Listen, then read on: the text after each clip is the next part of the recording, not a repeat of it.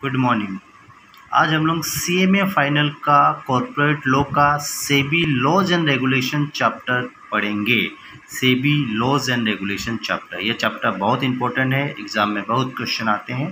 सारे question exam में आए हुए वो हम लोग डिस्कस करेंगे। ठीक है, सबसे पहले हम लोग पढ़ रहे हैं, देखिए मैं थोड़ा सा जूम कर रहा हूँ। Listed shares oblique securities. Listed shares किसको बोलते हैं? लिस्टेड शेयर्स, देखिए listed shares means those shares which are listed on stock exchange. Means वह शेयर जो स्टॉक एक्सचेंज में लिस्टेड होके रखे हैं। मीन्स वह शेयर जिसका रजिस्ट्रेशन होके रखा है स्टॉक मार्केट में, उसको बोलते हैं लिस्टेड शेयर्स। समझ में आया? फिर से पढ़िए, देखिए listed share means those share which are listed on stock exchange. Stock exchange में जिस शेयर का रजिस्ट्रेशन होके रखा है उसको लिस्टेड शेयर बोलते हैं। मैं आगे बेसिक पढ़ा रहा हूँ, फिर एग्जाम क्वेश्चन में आऊँगा। देखिए सेकंड पॉइंट बोलता है listed share can be by oblique share from stock market. Listed share हम लोग स्टॉक मार्केट से बाय भी कर सकते हैं और स्टॉक मार्केट में सेल भी कर सकते हैं। सिंपल सा बात है। तीसरा बोलता है listed share are deposited in a demat accounts of shareholder. यदि कोई आदमी या शेयर होल्डर अपना शेयर खरीदता है लिस्टेड शेयर, वो उसका डीमेट अकाउंट में जमा हो जाता है। सिंपल सा चीज़ है। और चौथा क्वेश्चन है, आंसर है only public limited company shares can be listed and not private limited company. Means जितना भी शेयर लिस्टेड है स्टॉक मार्केट में, सारी कंपनी पब्लिक लिमिटेड कंपनी है। प्राइवेट कंपनी का शेयर लिस्टेड नहीं हो सकता है। ठीक है, ये एक बेसिक्स था। लिस्टेड शेयर्स किसको बोलते हैं? सिंपल सा बात है, वह शेयर, मैं बेसिक समझा रहा हूँ, वह शेयर जो स्टॉक मार्केट में रजिस्टर्ड हो चुका है उसको लिस्टेड शेयर बोलते हैं। ठीक है, और खाली पब्लिक लिमिटेड कंपनी का शेयर लिस्टेड हो सकता है, प्राइवेट कंपनी का शेयर लिस्टेड नहीं हो सकता है। अब हम लोग आएंगे एग्जाम क्वेश्चन में। देखिए पहला क्वेश्चन एग्जाम में आया जून 2018। मैं जूम कर रहा हूँ, आप देखिए फिर मैं समझाऊंगा। देखिए क्वेश्चन आया है जून 2018 में। क्वेश्चन है right short note on the following type of listing. Listing किसको बोलते हैं, यानी कितना प्रकार का लिस्टिंग है? देखिए there are 5 type of listing under SEBI act. SEBI act में 5 प्रकार का लिस्टिंग होता है। ठीक है, देखिए कौन कौन सा है। सबसे पहले है इनिशियल लिस्टिंग। इसमें होता है here shares of the company are listed first time on stock exchange. जब कंपनी अपना शेयर को फर्स्ट टाइम स्टॉक एक्सचेंज में लिस्टेड करता है उसको बोलते हैं इनिशियल लिस्टिंग। मीन्स कोई पब्लिक कंपनी जब फर्स्ट टाइम सेबी में रजिस्ट्रेशन लेता है, अपना शेयर का लिस्टिंग कराता है, मीन्स सेबी में रजिस्ट्रेशन करा रहा है, तो उसी को बोलते हैं इनिशियल लिस्टिंग। समझ में आ रहा है? फर्स्ट टाइम, पहली बार देखिए here share of the company are listed first time on the stock exchange. मतलब स्टॉक एक्सचेंज में जब कंपनी फर्स्ट टाइम रजिस्ट्रेशन कराता है उसको बोलते हैं initial listing. First time company अपना शेयर को फर्स्ट टाइम रजिस्टर करा रहा है, वह है इनिशियल लिस्टिंग। सेकेंड है देखिए IPO means listing for public issue. When listed company issue share to the public, means जब लिस्टेड कंपनी शेयर्स पब्लिक को इशू करता है, मीन्स शेयर पब्लिक को बेचता है स्टॉक मार्केट के थ्रू। जैसे रिलायंस का शेयर हम बाई और सेल कर सकते हैं स्टॉक मार्केट के थ्रू। इसीलिए जब कंपनी पब्लिक को शेयर इशू करता है उसको बोलते हैं listing for public issue, means IPO, initial public offer भी आप बोल सकते हैं। सेकेंड लिस्टिंग ये हुआ। तीसरा बोलता है लिस्टिंग फॉर राइट इशू।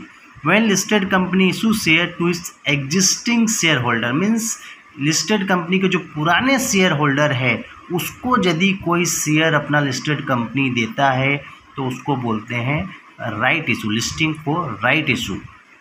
ठीक है, माने पुराना शेयर होल्डर लोगों को शेयर दे रहा है या शेयर बेच रहा है, उसी को बोलेंगे राइट इशू, याद रखिएगा। उसके बाद है लिस्टिंग फॉर बोनस शेयर्स।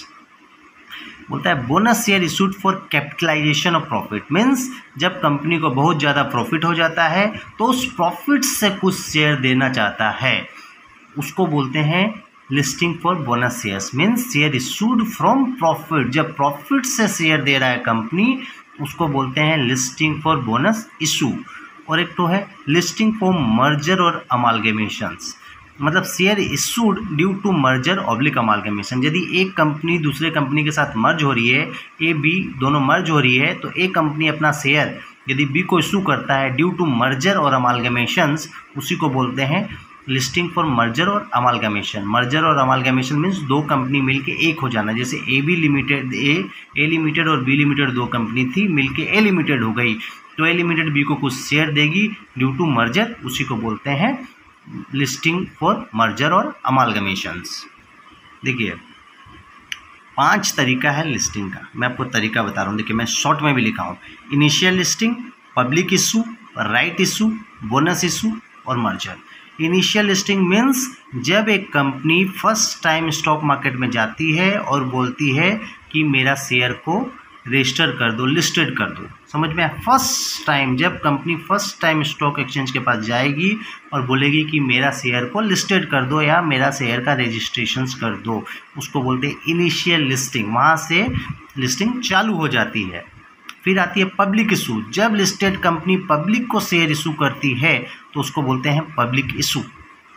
उसके बाद है राइट इशू, मतलब जब लिस्टेड कंपनी अपना पुराना एग्जिस्टिंग शेयर होल्डर लोगों को शेयर देती है अपना, उसको बोलते हैं राइट इशू। फिर है बोनस इशू, जब लिस्टेड कंपनी अपना प्रॉफिट से शेयर देती है, प्रॉफिट को बांटती है अपना शेयर होल्डर को in the form of bonus, उसको बोलते हैं bonus issue. Means distribution from profit, profit जाके कैपिटल में हो जाएगा, कैपिटलाइजेशन ऑफ प्रॉफिट इसको बोलते हैं। और लिस्टेड कंपनी जब मर्जर के कारण देगी तो उसको बोलेंगे लिस्टिंग फॉर मर्जर और अमालगमेशंस। देखिए 5 तो है, initial listing, public issue, right issue, bonus shares और मर्जर। ये 5 तरीका से लिस्टेड कंपनी अपना शेयर दे सकती है। देखिए पहला तो लिस्टेड कंपनी को अपना रजिस्ट्रेशन कराना पड़ेगा सेबी स्टॉक एक्सचेंज में, फिर पब्लिक को शेयर देगी, राइट शेयर होल्डर को शेयर देगी, प्रॉफिट से शेयर देगी और मर्जर के कारण शेयर देगी। इसीलिए 5 प्रकार की लिस्टिंग होती है। अब देखिए एग्जाम में दूसरा क्वेश्चन आया हुआ है, उसे मैं दिखा रहा हूँ, दिसंबर 2017 में आया है। Right short note on the following benefit of listing, listing का बेनिफिट क्या होगा। ठीक है, देखिए सिंपल मीनिंग होता है लिस्टिंग का कि कंपनी अपना शेयर को स्टॉक मार्केट में रजिस्टर कर लेगी। Registration of share in stock market is called listing. मतलब कोई भी पब्लिक कंपनी अपना शेयर को रजिस्टर करेगी स्टॉक मार्केट में, फिर वहाँ से उसका शेयर बिकेगा। समझ में आ रहा है? माने यदि लिस्टेड कंपनी, कोई भी पब्लिक कंपनी अपना शेयर का रजिस्ट्रेशन करती है स्टॉक मार्केट में तो उसको बोलते हैं listing of shares. Stock market में रजिस्ट्रेशन को ही लिस्टिंग बोलते हैं। अब बोलते हैं कि उस लिस्टिंग, जब एक public limited company stock market में अपना शेयर को रजिस्टर कर लेती है, सेबी के पास रजिस्टर कर लेती है, उसका फ़ायदा क्या होता है वो बताना है। ठीक है, अब देखिए मैं पॉइंट को जूम कर रहा हूँ, आप समझेंगे। देखिए अच्छा से क्लियरली देखिए। ठीक है, मेरा जूम किया हुआ पॉइंट को देखिए। पहला पॉइंट बोलता है बेनिफिट क्या होता है लिस्टिंग का।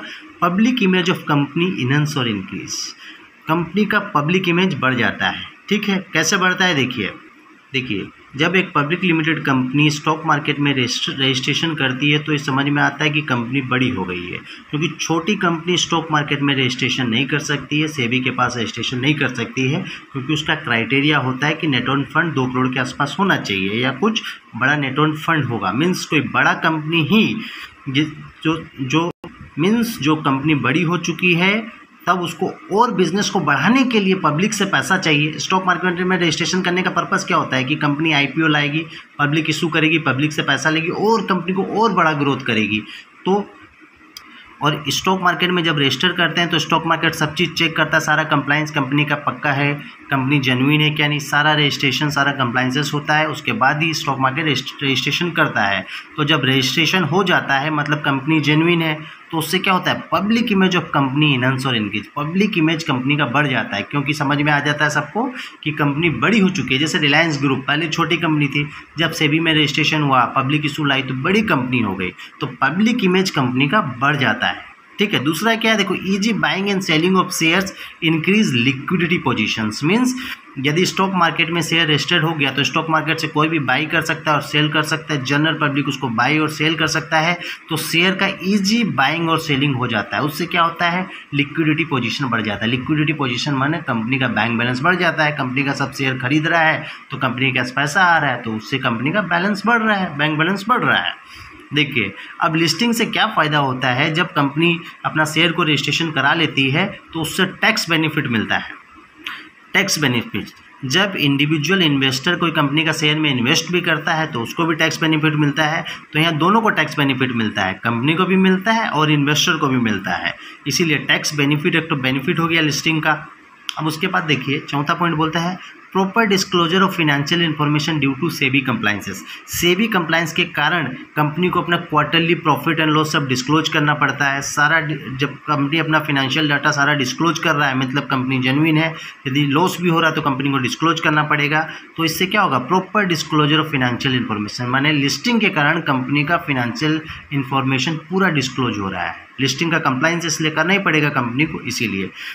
अब देखिए कंपनी का इमेज बढ़ गया है, कंपनी रेपुटेड हो गई है, कंपनी के पास अच्छा फंड भी आ गया है, तो उससे क्या होगा, easily available loan from bank of financial institution.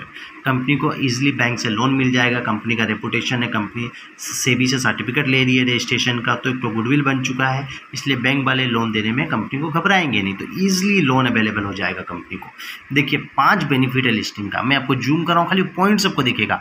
Public image क्या होगा, पब्लिक इमेज कंपनी का बढ़ेगा, public image increase, bank balance क्या होगा, बढ़ेगा, टैक्स बेनिफिट दोनों को मिलेगा, कंपनी को भी मिलेगा और इन्वेस्टर को भी मिलेगा। चौथा सेबी कंप्लाइंसेस कंपनी का बढ़ जाएगा लिस्टिंग के कारण, सेबी कंप्लाइंसेस पूरा होगा और easily available of loan from bank of financial institution. देखिए 5 बेनिफिट है, मैं जूम कर रहा हूँ, देखिए 5 पॉइंट खाली याद रखिएगा। Public image grow, bank balance grow बढ़ेगा, टैक्स बेनिफिट बहुत दोनों को मिलेगा, सेबी कंप्लाइंसेस करना पड़ेगा, प्रॉपर होगा और easy loan from bank of financial institution company को मिलेगा। तो बेनिफिट पर लिस्टिंग करेगा तो ये 5 पॉइंट आपको लिखना है। देखिए मैं जूम कर रहा हूँ, पॉइंट सबको खाली पढ़ लीजिए, याद हो जाएगा, समझ में आया। लिस्टिंग मीन्स रजिस्ट्रेशन लेना स्टॉक मार्केट के पास, स्टॉक मार्केट में कंपनी को रजिस्ट्रेशन को ही लिस्टिंग बोलते हैं, ठीक है। अब देखिए अपने नेक्स्ट क्वेश्चन में आ रहे हैं। देखिए नेक्स्ट क्वेश्चन एग्जाम में आया जून 2017 में। Explain briefly the purpose of establishing SEBI. SEBI मतलब stock exchange board of India. Stock exchange board of India को माने एस्टैब्लिश करने का पर्पस क्या था, ठीक है। देखिए क्या पर्पस है समझ में आएगा। SEBI make rules for stock market. SEBI का मेन काम क्या है, stock exchange board of India का मेन काम है रूल्स बनाना है स्टॉक मार्केट के लिए। स्टॉक मार्केट के लिए रूल बनाता है, स्टॉक मार्केट में जो भी काम करेगा वो उस रूल्स को फॉलो करेगा। सिंपल सा है। देखिए पर्पस, अब मैं डायरेक्टली पर्पस को पढ़ा रहा हूँ तो आपको समझ में आएगा। Protection of investor interest. क्या होता है, इन्वेस्टर जो आदमी पैसा का इन्वेस्ट कर रहा है शेयर में, मीन जो नॉर्मल आदमी शेयर खरीद रहा है बेच रहा है उसका इंटरेस्ट को प्रोटेक्ट करेगा। मीन्स ऐसा नहीं हो कि कंपनी माने शेयर होल्डर से पैसा लेके भाग जाए, ऐसा नहीं होगा। तो उस इन्वेस्टर को हमेशा बचा के रखना चाहता है सेबी, इसीलिए बनाया गया है कि ये कंप्लाइंस करना पड़ेगा और सेबी को इन्वेस्टर का पैसा लेके नहीं भाग सकती है। तो protection of investor interest, investor का इंटरेस्ट को हमेशा ही प्रोटेक्ट किया जाता है। दूसरा है growth and promotion of stock market. Obviously stock market का ग्रोथ के लिए ही सेबी काम करेगा कि स्टॉक मार्केट में ग्रोथ हो। तीसरा है regulation for stock market. Rules बनाएगा स्टॉक मार्केट के लिए, वह रूल्स फॉलो करना पड़ेगा स्टॉक मार्केट को। Make rules for stock broker, stock broker के लिए भी रूल होगा। और rules regulation for depository. Depository means जिसके जहाँ डीमेट अकाउंट खुलता है। मीन्स आज हमको शेयर खरीदना है तो हम डायरेक्टली शेयर खरीद नहीं सकते मार्केट से, हमको पहले डिपॉजिटरी के पास एक डीमेट अकाउंट खुलाना पड़ेगा, फिर वह डिपॉजिटरी के पास मेरा शेयर मेरा डीमेट में रहेगा। तो वह जो डीमेट जैसे आशिका है, शेर खान है, सब डिपॉजिटरी है, तो उन लोगों के लिए भी रूल्स होता है। उन लोग एक इंटरमीडिएटरी का काम करता है, ठीक है, उसके लिए भी रूल्स बनाता है। और सेबी प्रोहिबिटेड करता है इनसाइडर ट्रेडिंग। इनसाइडर ट्रेडिंग क्या है मैं नेक्स्ट क्वेश्चन में बताऊंगा, तो आप खाली इतना ही समझ लीजिए। प्रोहिबिटेड करता है इनसाइडर ट्रेडिंग। इनसाइडर ट्रेडिंग नहीं कर सकता है, उसको प्रोहिबिटेड करता है, उसको करने से मना करता है सेबी। सेबी का मेन पर्पस देखिए, ये 4 चीज़ को याद रखिए। प्रोटेक्शन किसको प्रोटेक्ट करता है, इन्वेस्टर को प्रोटेक्ट करता है।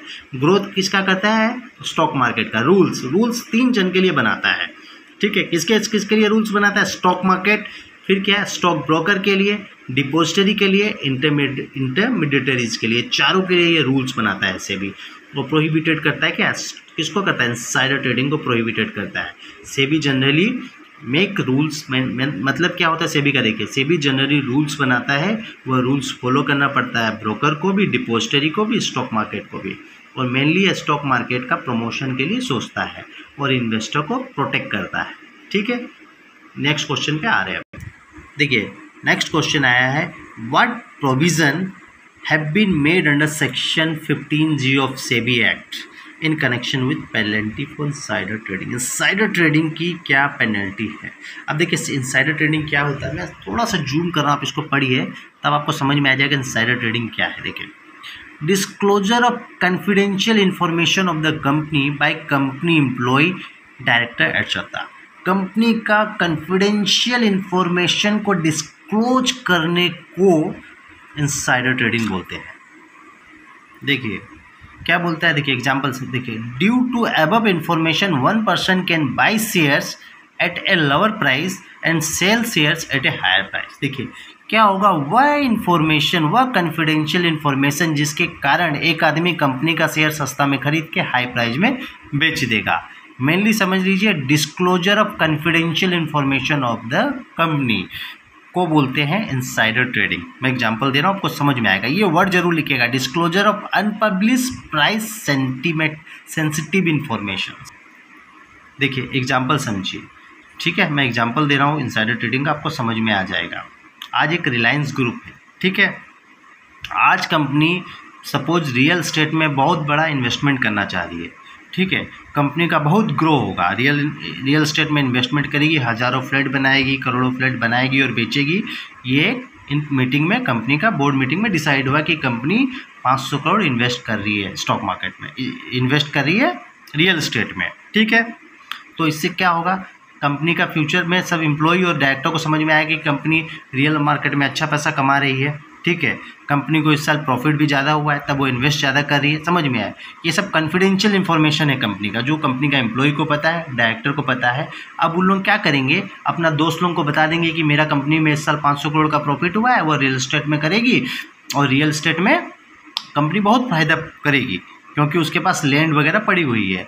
तो ये कॉन्फिडेंशियल इन्फॉर्मेशन थी, वह डायरेक्टर अपना दोस्त को बता दिया। तो उसका दोस्त क्या किया, उस कंपनी का शेयर खरीद लिया। अब शेयर का दाम 100 रुपया था, कंपनी ग्रो गई और एक महीना में उसका शेयर का दाम 500 रुपया हो गया। तो क्या हो गया कि लोग जो अनपब्लिश माने जो कॉन्फिडेंशियल इन्फॉर्मेशन था कंपनी का डिस्क्लोज कर दिया, मैंने बता दिया किसी को। तो वही यदि कंपनी का कोई कॉन्फिडेंशियल इन्फॉर्मेशन किसी को बताता है तो वह इनसाइडर ट्रेडिंग हो जाता है और वह इनसाइडर ट्रेडिंग प्रोहिबिटेड है। कोई भी एम्प्लॉय, कोई भी कंपनी का एम्प्लॉय, डायरेक्टर कंपनी के साथ दगाबाजी नहीं कर सकता। सिंपल वर्ड है दगाबाजी। कंपनी का कॉन्फिडेंशियल इन्फॉर्मेशन को डिस्क्लोज नहीं कर सकता है। यदि कोई भी एम्प्लॉय, डायरेक्टर या कोई भी रिलेटेड पर्सन कंपनी के साथ दगाबाजी करेगा, उसका कॉन्फिडेंशियल इन्फॉर्मेशन को डिस्क्लोज करेगा तो वह गलत है, उसके लिए पेनल्टी लगती है, ठीक है। देखिए पेनल्टी क्या है, not less than 10 lakh but which में बी एक्सटेंडेड टू 25 करोड़। कम जो पेनल्टी है 10 लाख से कम तो होगी नहीं, बट उसको सेबी चाहे तो 25 करोड़ कर सकता है। Stock exchange board of India चाहे तो उस पेनल्टी को 25 करोड़ कर सकता है, लेकिन मिनिमम 10 लाख का पेनल्टी तो लगेगा ही।